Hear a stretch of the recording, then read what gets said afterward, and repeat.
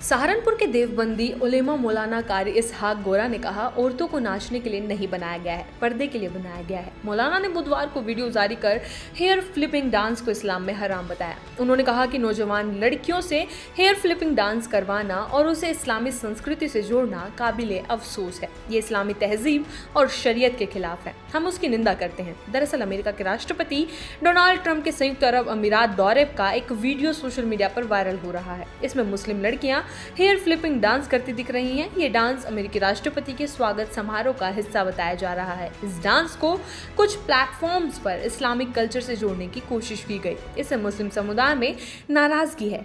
जमीयत दावतुल मुस्लिमीन के संरक्षक कारी गोरा ने कहा, इस्लाम ने औरत को माँ, बहन, बेटी और पत्नी के रूप में सबसे ज्यादा इज्जत दी है।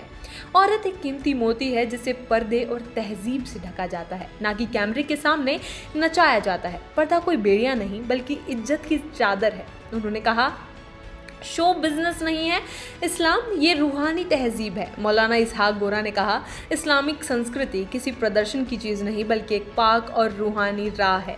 यूएई जैसे मुस्लिम देश में इस तरह का आयोजन और उसे इस्लामी पहचान से जोड़ना गलत बयानी के साथ साथ एक तहजीबी हमले जैसा है। उन्होंने मुस्लिम देशों की हुकूमतों, दीनी संस्थाओं और उलेमाओं से अपील की, ऐसे लोगों के खिलाफ एकजुट होकर आवाज़ बुलंद करें। ये एक पारंपरिक नृत्य है जो खाड़ी देशों की महिलाएं करती हैं। इसमें दर्जनों महिलाएं सफ़ेद कपड़े में दो पंक्तियों में खड़ी होती हैं। सभी अपने खुले लंबे बालों को गोल गोल घुमाकर धीमे धीमे लहराते हुए स्वागत करती है।